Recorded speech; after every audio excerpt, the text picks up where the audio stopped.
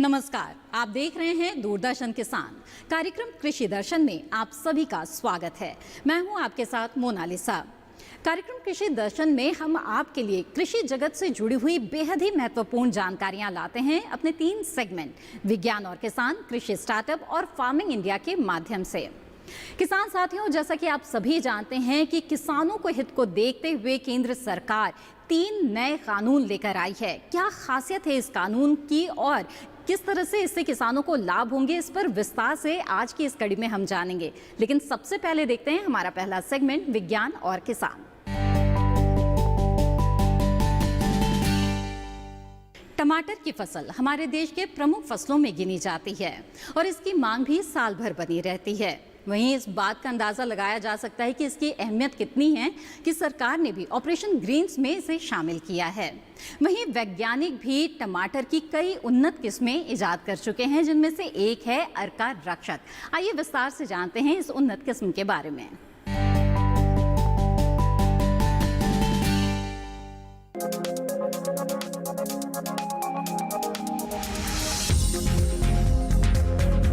सब्जियां बहुत नाजुक फसल मानी जाती हैं। मौसम की जरा सी मार इन्हें नष्ट करने के लिए काफी है। नाजुक होने की वजह से ही इनमें कीड़े और बीमारियां लगने का अंदेशा भी ज्यादा रहता है। टमाटर को ही ले लीजिए, इसमें 3 समस्याएं ज्यादा आती हैं: पत्ती मोड़क विषाणु, जीवाणुविक झुलसा और अगेती अंगमारी। अकेला अंगमारी रोग ही फसल को 70 से 100% तक नुकसान पहुंचा सकता है। ऐसे में हमारे वैज्ञानिकों ने अपना हुनर दिखाया और टमाटर की ऐसी किस्म तैयार की जिसमें बीमारियों से लड़ने की क्षमता थी और जो कीटों का भी मुकाबला कर सकती थी। बात 2012-13 की है। मणिपुर के बिष्णुपुर जिले में रहने वाले किसान टमाटर की फसल को लेकर बहुत परेशान थे। समस्या ये थी कि इनके पास प्रतिरोधी किस्म मौजूद नहीं थी, जिसकी वजह से यहाँ उपज कम हो रही थी। बात वैज्ञानिकों तक पहुंची तो उन्होंने अर्का रक्षक किस्म से किसानों को रूबरू कराया। बिष्णुपुर कृषि विज्ञान केंद्र ने अर्का रक्षक को किसानों तक पहुंचाने में बड़ी भूमिका निभाई। यहाँ के वैज्ञानिकों ने समस्याओं को सुना और 230 किसानों को अर्का रक्षक के बारे में जानकारी दी। उन्होंने किसानों के बीच जाकर इसका प्रदर्शन भी किया और खेतों पर जाकर परीक्षण भी। नतीजे चौंकाने वाले थे। इस किस्म की उपज सामान्य प्रजातियों के मुकाबले ज्यादा पाई गई और किसानों को लाभ भी अधिक हुआ। परीक्षण 2 साल तक चला, बल्कि 2017-18 और 2018-19 के खरीफ सीजन के दौरान अग्रिम पंक्ति प्रदर्शन किया गया। सफल परीक्षण से किसान उत्साहित हुए और अर्का रक्षक लोकप्रियता की सीढ़ियां चढ़ने लगी। समस्या सिर्फ मणिपुर तक ही सीमित नहीं थी। कर्नाटक के एक गांव में तो बीमारियों से परेशान किसानों ने टमाटर बोना ही बंद कर दिया था। बहरहाल अर्का रक्षक में उनके लिए उम्मीद की किरण नजर आई। ये भारत की पहली त्रिगुणित रोग प्रतिरोधी किस्म है। त्रिगुणित यानी 3 रोगों पत्ती मोड़क विषाणु, जीवाणुविक झुलसा और अगेती अंगमारी से रक्षा करने वाली। इसकी F1 संकर प्रजाति का एक पौधा 18 किलो टमाटर दे सकता है। इस किस्म को 2010 में बेंगलुरु स्थित भारतीय बागवानी अनुसंधान संस्थान ने विकसित किया और इसकी आरंभिक उपज 75 से 80 टन प्रति हेक्टेयर रही। संकर प्रजाति के फल गोल और बड़े होते हैं। गहरे लाल रंग के हर टमाटर का वजन 90 से 100 ग्राम के आसपास होता है। ठोस होने की वजह से ये दूर दराज के बाजार तक ले जाने के लिए उपयुक्त है और प्रसंस्करण के लिए बिल्कुल अनुकूल। मणिपुर के बिष्णुपुर में जब अर्का रक्षक को लगाया तो बेहतर परिणाम सामने आए। जल्द ही आसपास के किसानों के बीच इसके चर्चे होने लगे, लिहाजा उन्हें भी इस प्रजाति के प्रति प्रोत्साहन मिला और उन्होंने भी इसे आजमाने में दिलचस्पी दिखाई। किसानों के खेतों में वैज्ञानिक प्रदर्शन के दौरान उपज और आर्थिक लाभ दोनों में इजाफा देखने को मिला। अर्का रक्षक की सफलता को देखते हुए कई देशों से इसके बीज की मांग हो रही है।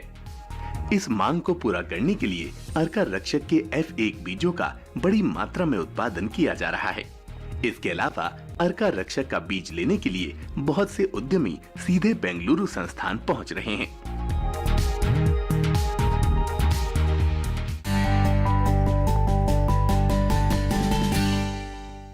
तो अभी आपने विज्ञान और किसान सेगमेंट में अर्का रक्षक किस्म के बारे में विस्तार से जाना। इसी के साथ कार्यक्रम कृषि दर्शन में वक्त है छोटे से ब्रेक का। ब्रेक के बाद हम हाजिर होंगे लेकर कृषि स्टार्टअप। आप बने रहिए दूरदर्शन किसान में।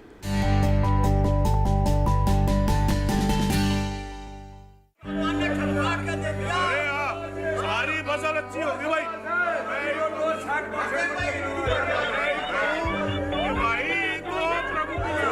और अब एक जरूरी सूचना, देश के कुछ राज्यों में किसानों द्वारा बड़े पैमाने पर पराली जलाने से आसमान में धुंध छा गई है। लाखों लोगों को सांस लेने में तकलीफ हो रही है।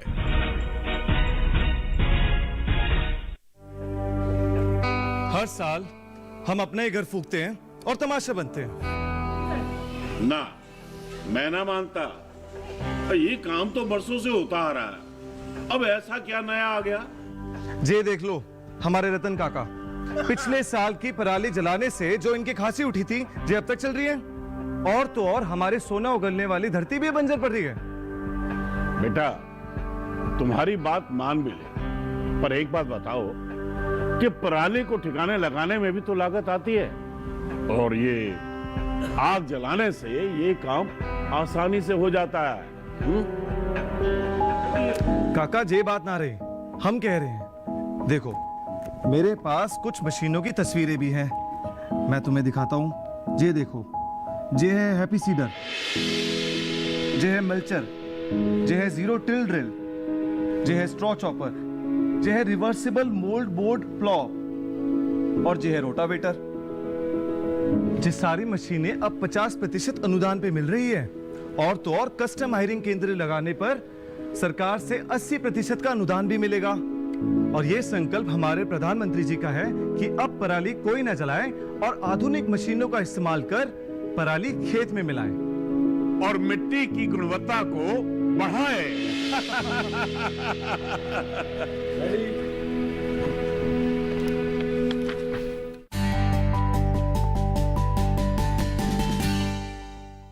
ब्रेक के बाद आप सभी का फिर से स्वागत है कार्यक्रम कृषि दर्शन में। आइए देखते हैं हमारा अगला सेगमेंट कृषि स्टार्टअप, जिसमें आज हम बात करेंगे पद्मश्री पुरस्कार से सम्मानित किसान रामशरण वर्मा की।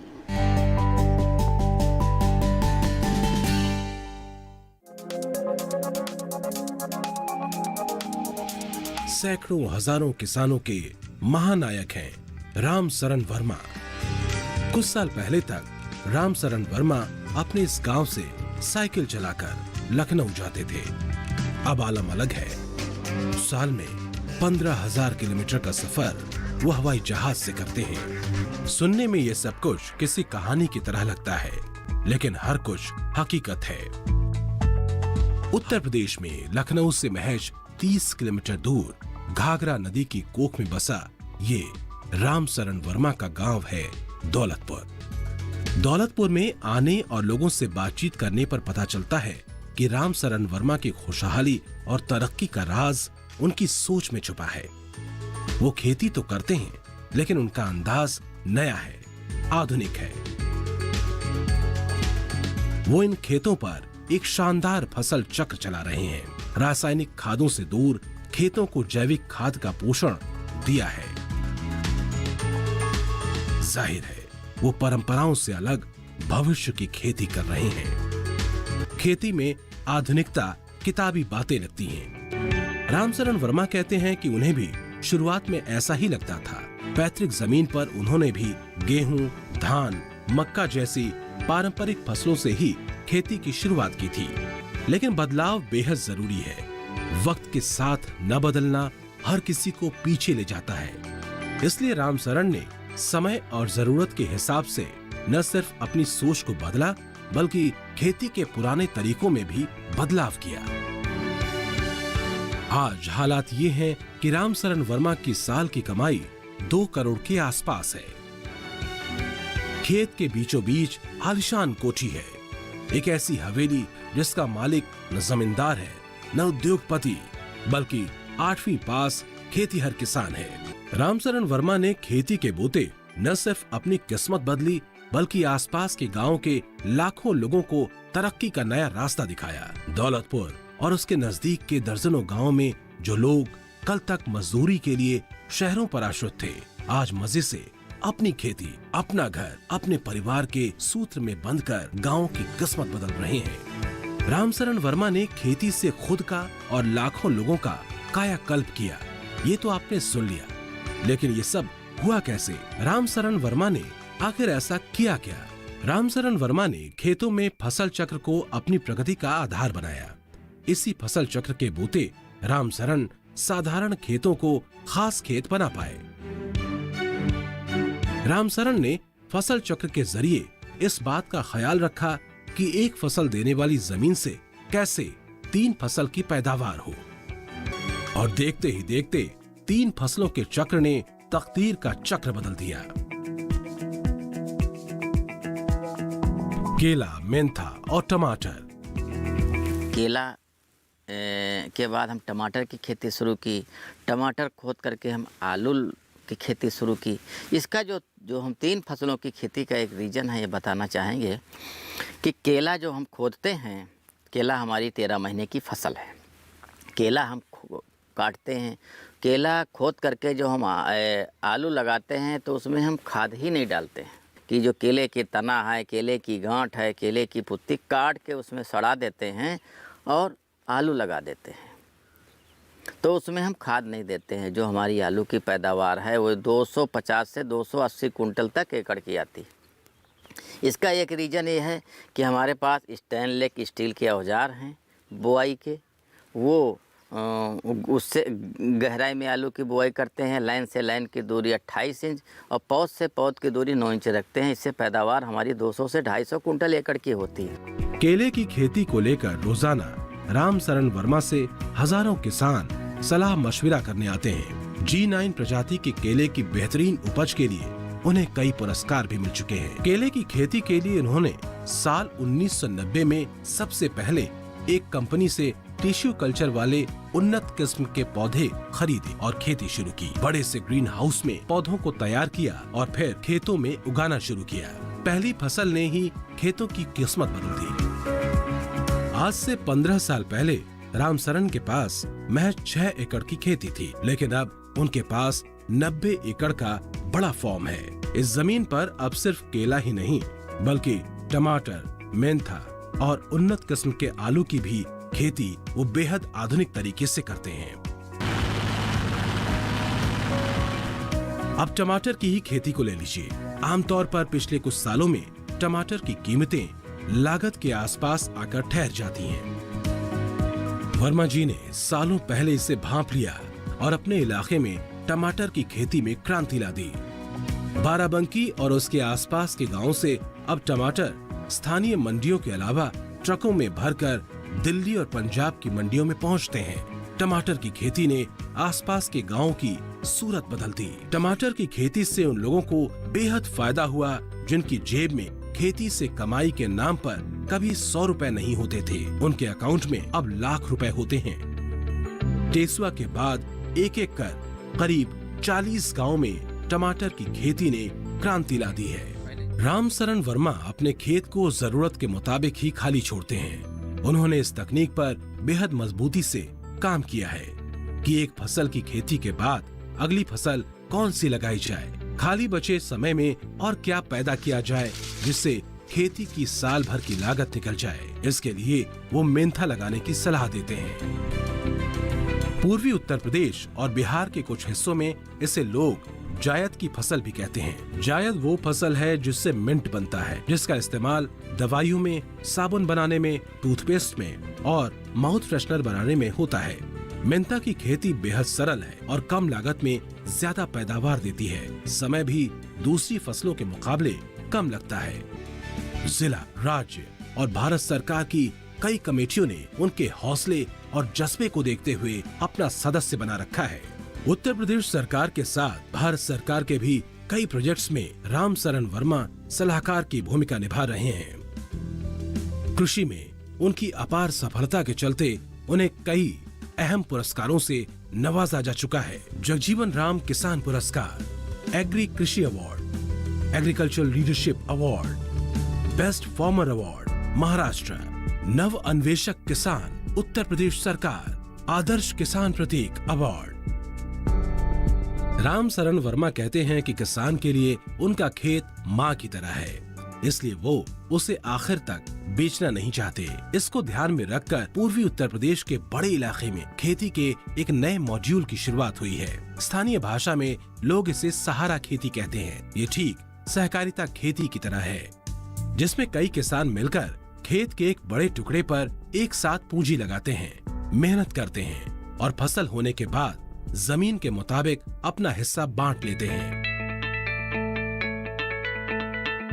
राम सरन वर्मा की अगुवाई में हजारों एकड़ जमीन पर ये सहारा खेती सफल हो रही है और बाराबंकी, लखनऊ और फैजाबाद के इलाकों में ये देखने को मिल रही है।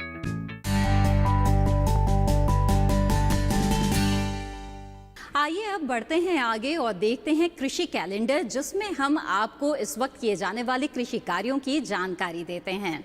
तो आज के कृषि कैलेंडर में हम आपके लिए लेकर आए हैं जानकारी मूली की बुआई से जुड़ी हुई। आइए देखते हैं कृषि कैलेंडर। सितंबर माह में किसान मूली की खेती कर सकते हैं। मैदानी क्षेत्रों में मूली की बुआई सितंबर से जनवरी तक की जाती है। मूली का अच्छा उत्पादन लेने के लिए जीवांश युक्त दोमट या बलुई दोमट मिट्टी अच्छी होती है। इसकी बुआई के लिए मिट्टी का पीएच मान 6.5 के निकट अच्छा होता है। बुआई करने के लिए मूली का बीज 10 से 12 किलोग्राम प्रति हेक्टेयर पर्याप्त होता है। मूली के बीज का शोधन 2.5 ग्राम थीरम से 1 किलोग्राम बीज की दर से उपशोधित करना चाहिए। मूली की फसल में रोग के साथ साथ कीटों का भी प्रकोप होता है। मूली में माहू, मूंगी, बालदार कीड़ा, अर्धगोलाकार सुंडी, आरा मक्खी, डायमंड बैक्टाम कीट लगते हैं। इसकी रोकथाम के लिए मलाथियान 0.05% और 0.05% डाइक्लोरोवाज का प्रयोग करना चाहिए। मूली की फसल 40 से 50 दिन में तैयार हो जाती है। जब लगे कि मूली की जड़ खाने लायक हो गई है, उस समय इसकी खुदाई शुरू कर दें।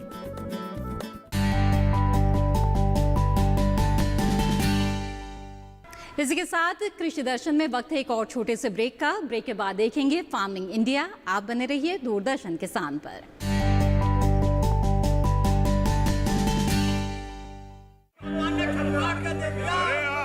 सारी फसल अच्छी होगी भाई।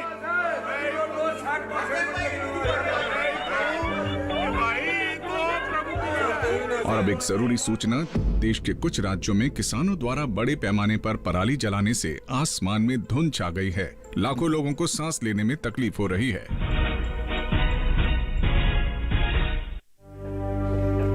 हर साल हम अपने ही घर फूकते हैं और तमाशा बनते हैं। ना, मैं ना मानता। ये काम तो बरसों से होता आ रहा है, अब ऐसा क्या नया आ गया? ये देख लो, हमारे रतन काका पिछले साल की पराली जलाने से जो इनकी खांसी उठी थी, ये अब तक चल रही है। और तो और हमारे सोना उगलने वाली धरती भी बंजर पड़ रही है।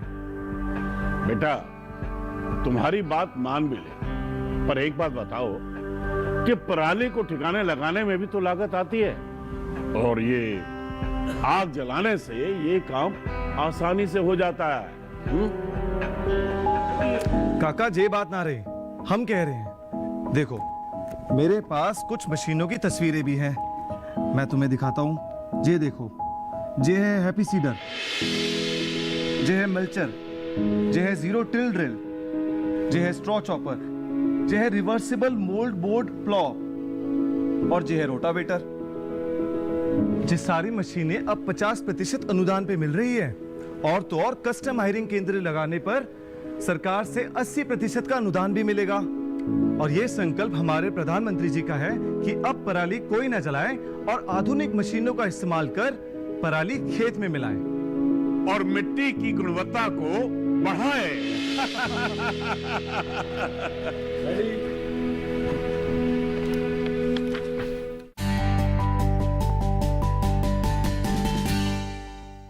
ब्रेक के बाद आप सभी का फिर से स्वागत है। आप देख रहे हैं कार्यक्रम कृषि दर्शन और अब बारी है हमारे अगले सेगमेंट की, यानी कि फार्मिंग इंडिया की। किसान साथियों, कृषि में बदलाव और किसानों की आमदनी बढ़ाने के उद्देश्य से केंद्र सरकार ने 3 नए कानून बनाए हैं। आइए विस्तार से जानते हैं इनके बारे में और इससे किसानों को क्या लाभ होने जा रहे हैं इस खास रिपोर्ट के जरिए।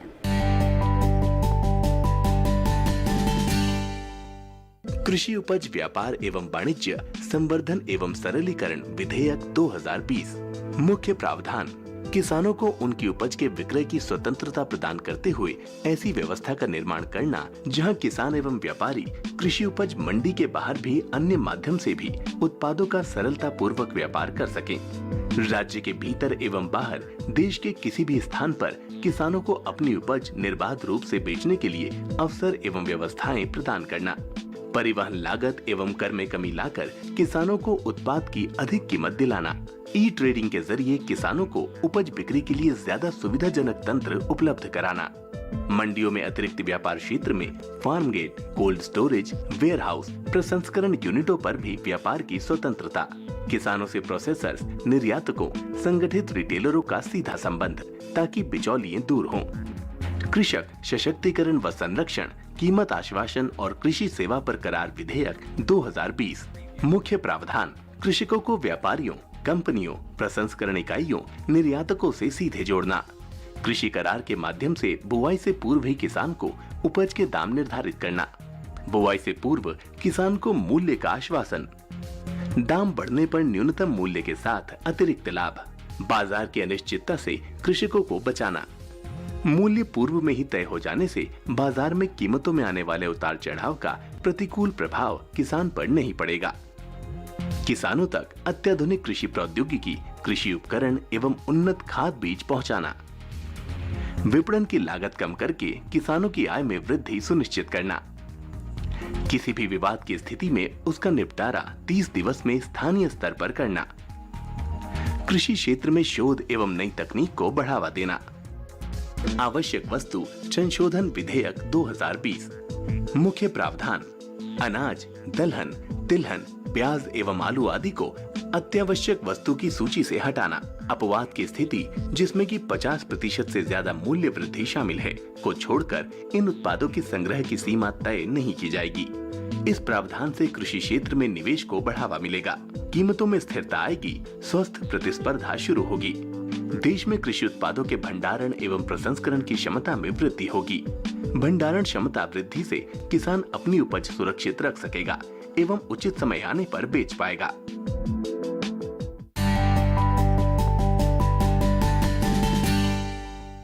किसानों को कृषि से जुड़ी तमाम जानकारियां उपलब्ध कराने के लिए ऐप लॉन्च किया गया है। आइए जानते हैं ऐसे ही और कीटोपीडिया एंड्रॉयड एप्लीकेशन के बारे में। ICAR NRCO के निदेशक और उनकी टीम ने आर्किडोपीडिया एंड्रॉयड एप्लीकेशन विकसित किया, जो एक ऑफलाइन ऐप है जिसमें नॉर्थ ईस्ट रीजन के 56 ऑर्किड और देसी ऑर्किड्स की 172 प्रजातियां शामिल हैं। अभी ये एप्लीकेशन अंग्रेजी भाषा में है, लेकिन आगे हम स्थानीय भाषाओं को शामिल करेंगे। हम ऑर्किड रिकॉर्ड को अपडेट करेंगे और ऑर्किड के बारे में इसकी विशेषताओं और मात्रा को बढ़ाएंगे।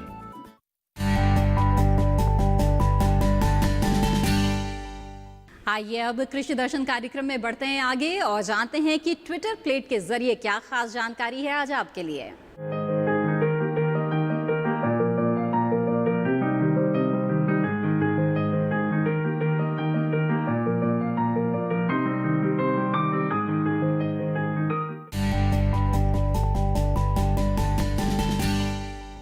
इसी के साथ कार्यक्रम कृषि दर्शन की आज की कड़ी में बस इतना ही। हमें दीजिए इजाजत। आप बने रहिए दूरदर्शन किसान पर। नमस्कार।